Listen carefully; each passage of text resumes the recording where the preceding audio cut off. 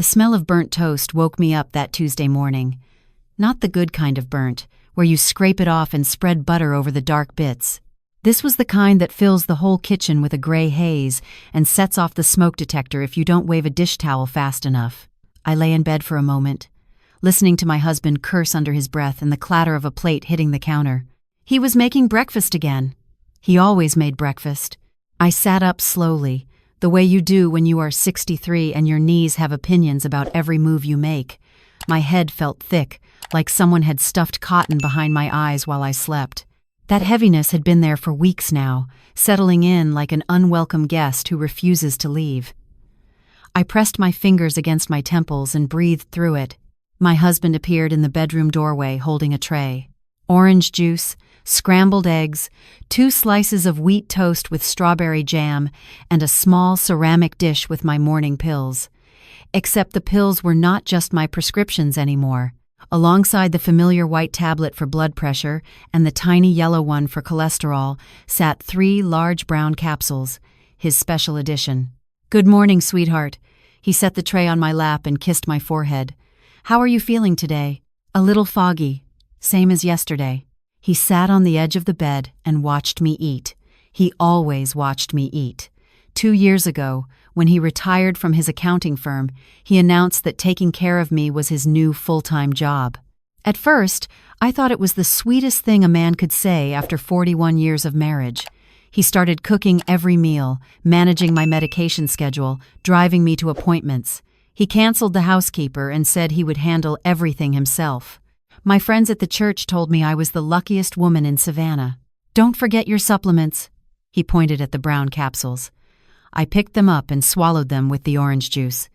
They tasted faintly of earth and something metallic that lingered on my tongue. He had introduced the supplements 8 months ago, right after my annual checkup. My doctor said I was doing remarkably well for a woman my age. Blood pressure controlled, cholesterol stable, no major concerns. "Keep doing what you are doing," she said.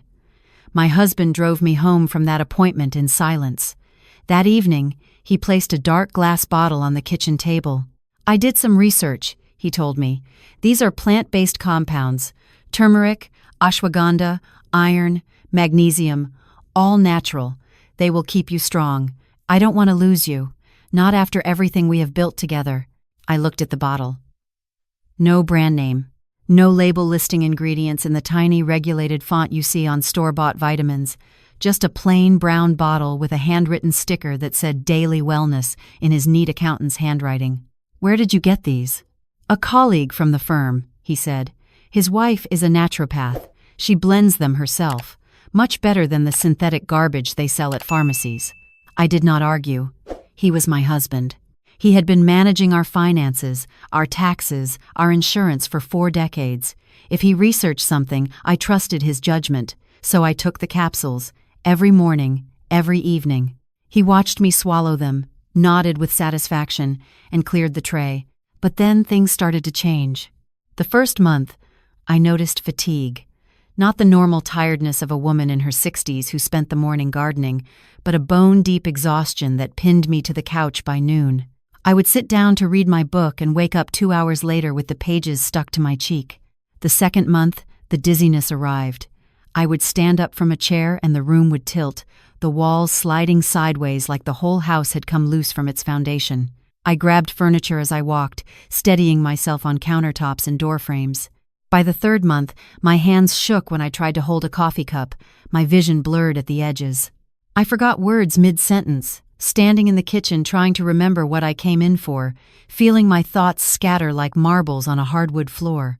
I told my husband I wanted to see my doctor. He frowned. "For what? You are just adjusting. The supplements need time to work. Your body is detoxing. That is why you feel this way. It gets worse before it gets better. But I feel terrible." He put his hand over mine. "I know, sweetheart. That is exactly why you need to keep taking them. If you stop now, you will undo all the progress. Trust me, I have read extensively about this." So I kept taking them. Because he read extensively. Because he was my husband. Because after 41 years, you build a kind of faith in someone that feels as solid as the bricks on your house. The Tuesday morning with the burnt toast was the day everything cracked open. After breakfast, I told my husband I wanted to walk to the mailbox. He looked up from his newspaper. I will get the mail later. I want the fresh air. It is too humid. You will feel faint. I want to walk to my own mailbox. Something shifted in his face, quick as a shadow passing over the sun. Then he smiled. Fine, but take your phone. Call me if you feel dizzy. I put on my shoes, which took longer than it should have because my fingers fumbled with the laces, and walked out the front door. The April air in Savannah was thick and warm, sweet with magnolia and something green underneath. Our neighborhood was quiet. Old oaks draped in Spanish moss lining the sidewalk, houses set back behind iron gates and azalea hedges. I had lived on this street for 37 years, raised 2 children here, buried a dog in the backyard, hosted Thanksgiving dinners that spilled out onto the porch. This was my home. But lately, walking through it felt like moving through a dream. Everything familiar, but slightly wrong, like a painting hung at an angle. I made it to the mailbox, pulled out a stack of envelopes and a gardening catalog, and turned back toward the house. That is when my legs gave out. It happened fast. One moment I was standing, the next the sidewalk rushed up to meet me. I landed hard on my knees, the mail scattering across the concrete. Pain shot through my wrists where I caught myself. And the world spun, trees and sky and rooftops blurring into a green and gray smear. I knelt there on the sidewalk, trying to breathe, trying to make the spinning stop. My heart hammered against my ribs. Sweat broke out across my forehead and the back of my neck. A voice reached me through the fog. Ma'am? Ma'am, are you all right? I looked up. A woman was hurrying toward me from the house next door, the one that had been empty for 2 years until someone moved in last month. She was maybe 45, dark hair pulled back in a practical ponytail, wearing scrubs printed with small blue flowers. She knelt beside me and placed a steady hand on my shoulder. I fell. My voice came out thin. I got dizzy and I fell. Okay, stay still for a moment. Let me check your pulse. She took my wrist gently, pressing 2 fingers against the artery, and looked at her watch. Her movements were practiced, automatic. After a few seconds, she frowned. Your heart rate is elevated. How long have you been feeling dizzy? A few months.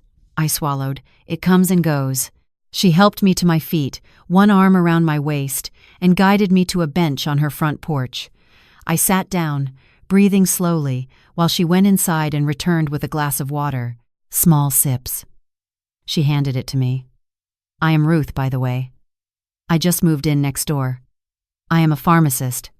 I work at the hospital on Drayton Street. I am Loretta. Loretta. She smiled. Nice to meet you, though I wish the circumstances were better. Do you take any medications? I listed them: blood pressure, cholesterol, and some supplements my husband gives me. Ruth's expression changed. Supplements? What kind? I described the brown capsules, no label, homemade by someone's wife. Ruth's frown deepened. Do you know what is in them specifically? My husband said turmeric, ashwagandha, iron, magnesium, all natural. Ruth was quiet for a moment. Then she spoke carefully. Loretta, I do not want to alarm you, but some of those compounds can interact badly with blood pressure medication. High-dose iron especially. It can cause exactly what you are describing: fatigue, dizziness, tremors, cognitive fog. And ashwagandha can lower blood pressure on top of your existing medication, which would explain why you are passing out. I stared at her, but my husband researched it.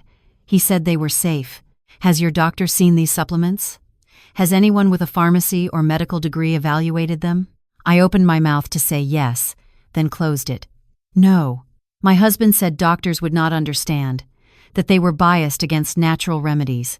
Ruth set her jaw. Loretta, listen to me. I count drug interactions for a living. What you are describing is textbook, iron overload combined with potentiated antihypertensives. You need blood work, today, and you need to stop taking those capsules immediately. I looked at my hands. They were still trembling. For 8 months, I had watched my body fail me piece by piece and believed my husband when he said it was healing. I believed him because believing him was easier than the alternative. My husband does not want me to see the doctor. The words came out before I could stop them, and hearing them out loud made something crack inside my chest. Ruth looked at me for a long moment. Then she said quietly, "That right there worries me more than anything else you have told me." My phone buzzed. A text from my husband. "You have been out for 12 minutes. Everything okay?" I typed back that I was talking to the new neighbor and put the phone in my pocket. Ruth helped me gather the scattered mail and walked me back to my front door. Before I went inside, she pressed a business card into my hand. "My direct number at the pharmacy. Call me. Get the blood work done. And Loretta, bring me one of those capsules if you can. I can run it through our lab and tell you exactly what is in it." I slipped the card into my bra, the one place my husband would never check, and went inside. He was standing in the foyer. "Who was that?" "The new neighbor." She introduced herself. "What did you talk about?" "Just hello. Neighborhood things." He studied my face, then nodded. "You look pale. Go lie down. I will bring you lunch and your afternoon supplements." I went to the bedroom and lay on the quilt my mother made 40 years ago. I stared at the ceiling fan going around and around, and I thought about what Ruth said.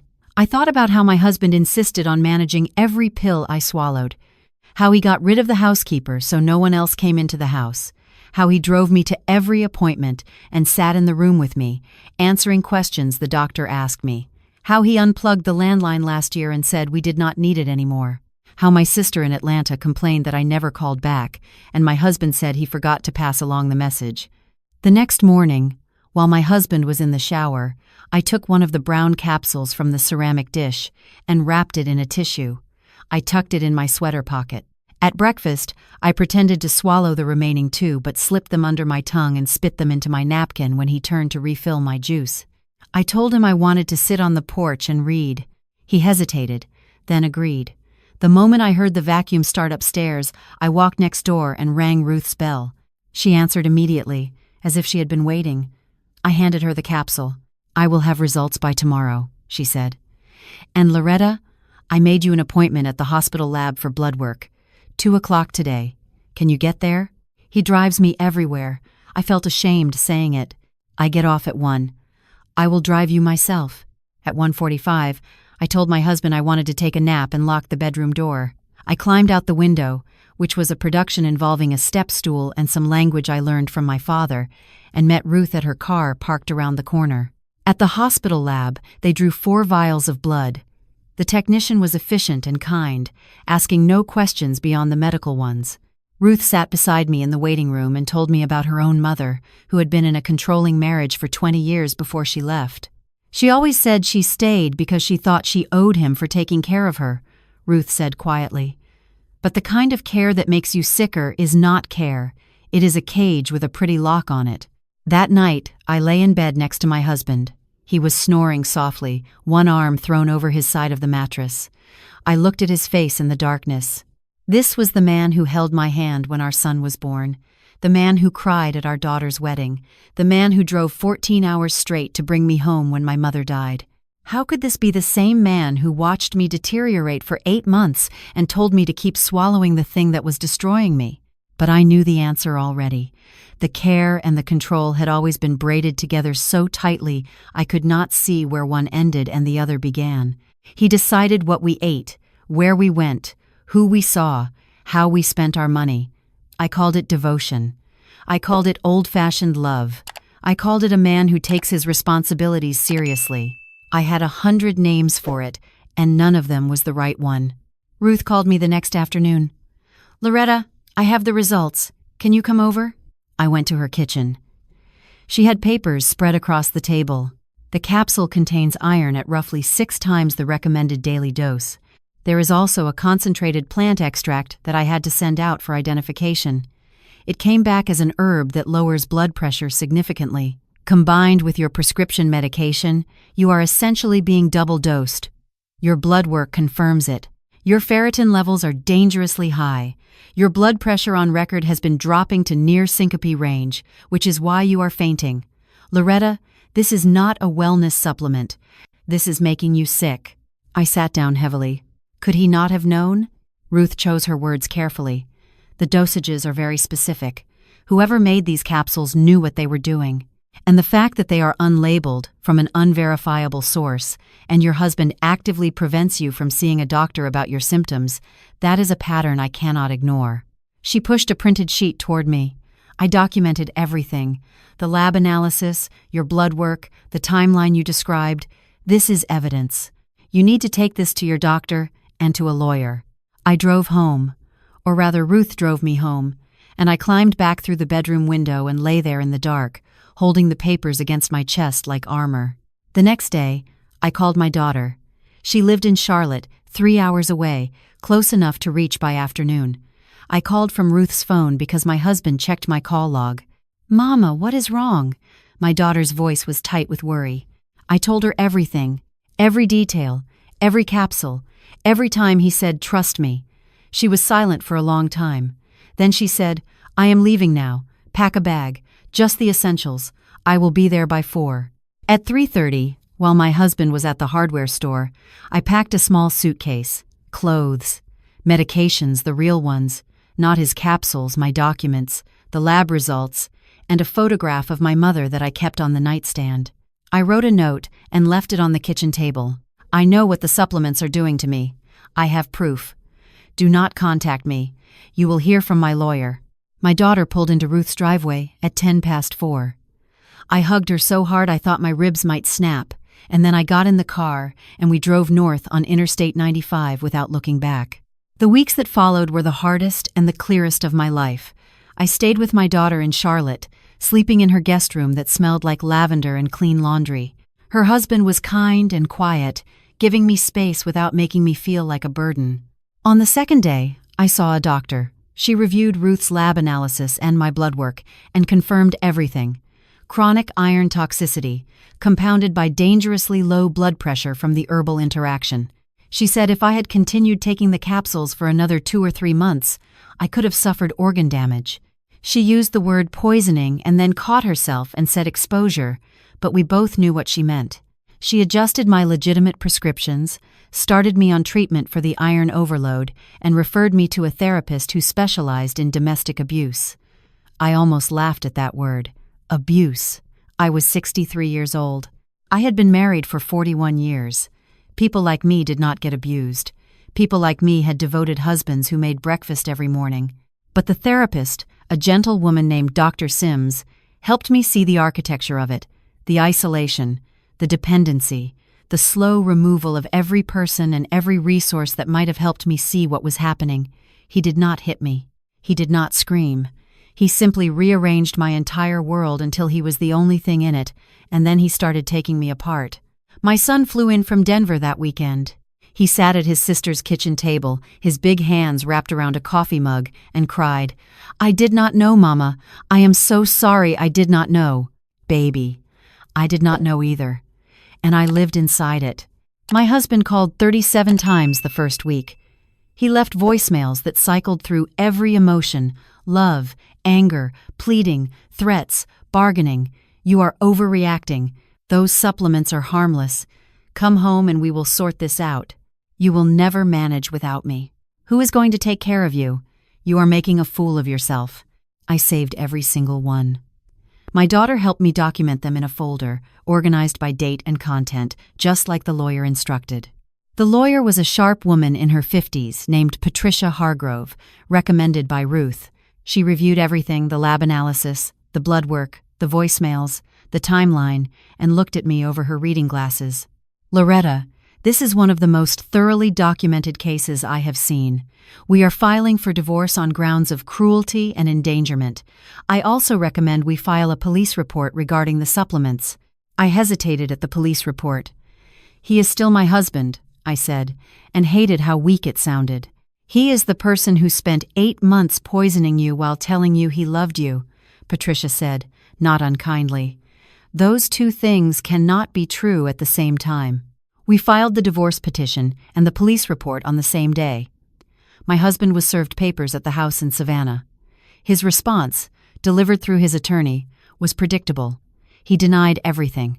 He said the supplements were harmless. He said I was confused and possibly suffering from dementia, and he questioned my mental competence. But he could not argue with the lab results. He could not argue with my blood work. He could not argue with the recordings of his own voice saying, "You will never manage without me." The court date came in early June.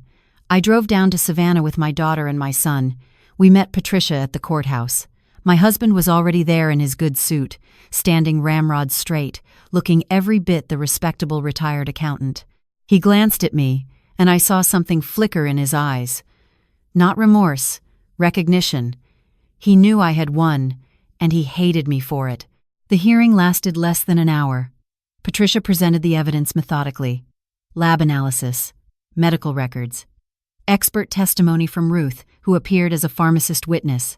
The voicemails played through the courtroom speakers, his voice filling the room, each word another brick in the wall around him.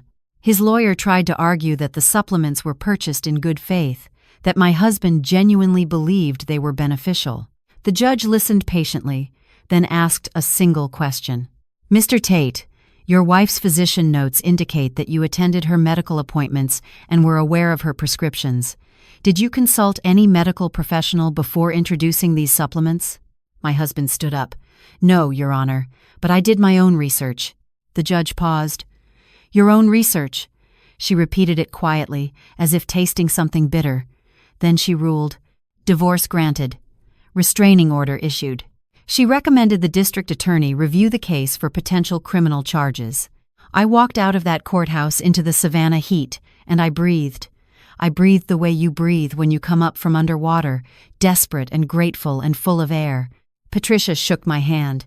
My daughter held my arm. My son stood behind me like a wall. "It is done, Mama," my daughter whispered. "You are free." I sold my half of the house through the lawyer. I did not go back inside it. I did not need to. Everything I needed I had already taken with me, or it had been waiting for me in Charlotte all along. I rented a small cottage near my daughter's neighborhood. One story, because of my knees. A porch with a swing. A garden in the back where I planted tomatoes and basil and marigolds. I adopted a gray cat from the shelter who liked to sit on my chest while I read in the evenings. My health came back slowly, the way dawn comes, so gradually you do not notice until suddenly the whole room is bright. The trembling stopped. The dizziness faded. My mind cleared, thoughts arriving when I called them instead of scattering away. I walked to my mailbox every morning, and I did not fall. One Saturday in September, I drove back to Savannah to visit Ruth. She had become a friend, a real one, the kind that shows up not because they want something, but because they care. We sat on her porch drinking sweet tea, and I told her about the cottage and the cat and the garden. "You saved my life," I told her. "You know that." She shook her head. "You saved your own life, Loretta. I just handed you the information. You did the hardest part. You believed it." I looked down the street at my old house. There was a for sale sign in the yard. The shutters needed painting. The azaleas had gone wild. I thought about the woman who lived there for 37 years. The woman who trusted her husband so completely that she swallowed whatever he handed her and said thank you. I did not blame her. She did the best she could with what she knew. But I was not her anymore. I finished my tea, hugged Ruth goodbye, and drove back to Charlotte with the windows down and the radio playing something old and sweet. My hands were steady on the wheel. My heart beat evenly. No racing, no fluttering, no strange pressure in my chest. Just the quiet, reliable rhythm of a woman who chose herself. I am 63 years old. I was married for 41 years. I spent 8 months being slowly poisoned by the person who promised to love and protect me, and I did not see it because it looked exactly like love. It tasted like breakfast in bed. It sounded like, "Sweetheart, take your supplements." It felt like someone holding your hand while they led you off a cliff. But here's what I know now. Care that makes you weaker is not care. Love that keeps you sick is not love. And the person who insists you do not need a doctor is usually the reason you need one. My name is Loretta. I am breathing just fine. If you liked my story and want to hear more, go ahead and subscribe to my channel. If you would like to support me, you can do it through Super Thanks. It would mean a lot. In the comments, tell me which city you are watching from and what time it is so I can see how far my story reaches.